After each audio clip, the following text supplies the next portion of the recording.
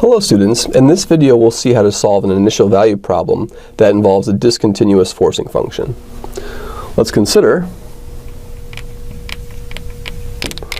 y prime minus y is the function 0 if t is less than 1, and t minus 1 if t is bigger than or equal to 1. So we can notice that the function starts off at 0, and once it hits 1, it jumps up. So this function has a derivative discontinuity at the point t equals 1.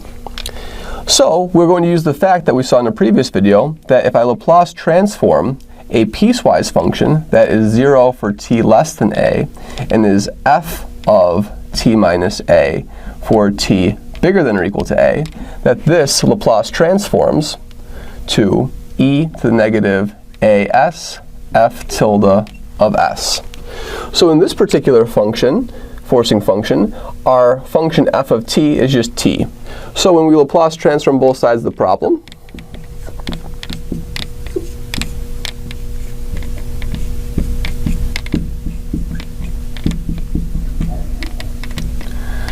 we will see that the Laplace transform of y prime is s Laplace transform of y minus y of 0 minus y tilde of s. And now this will be the Laplace transform of f of t, which is t, so that will be a 1 over s squared, and then the shift is a 1, so I'll have an e to the negative s.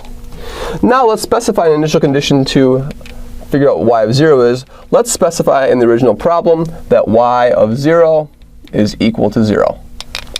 Then this term will vanish, and I will have s minus 1 times y tilde of s is e to the negative s over s squared, which tells me that y tilde of s is e to the negative s over s squared s minus 1.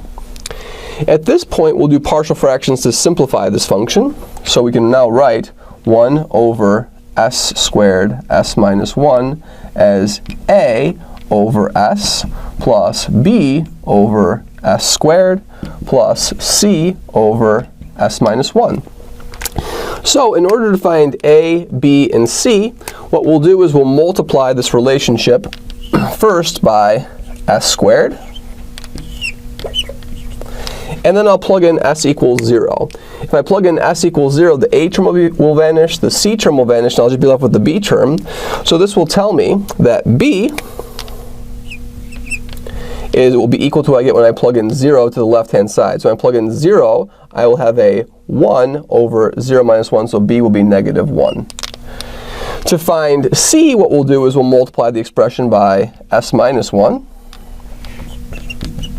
and plug in 1.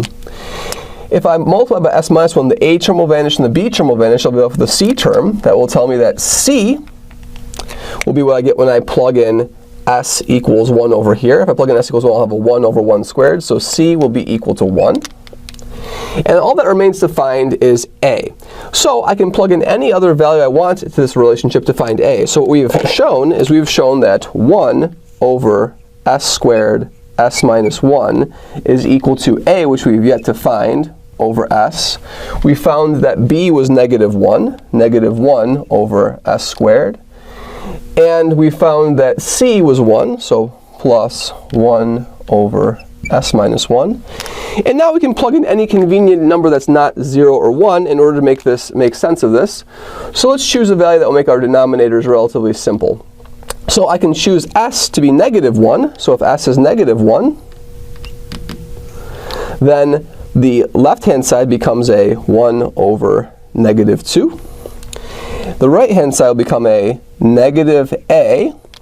This will be a negative 1. And if I plug in negative 1 over here, this will be a negative 1/2.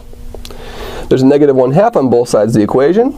So I can conclude from this that a is equal to negative 1. Therefore, we now know what our Laplace transform is.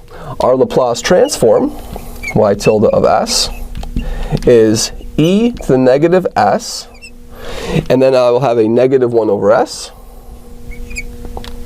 Then I will have a b, which we found to be -1 also, so I'll have a -1 over s squared. And then I'll have a +1 over s minus 1. And now we can inverse Laplace transform each of these terms individually.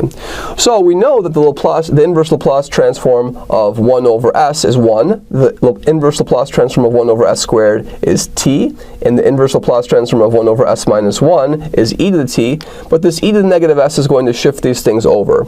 So what I'll have is I'll have this, when I inverse Laplace transform, y tilde, y of t, will be the shifted version of -1.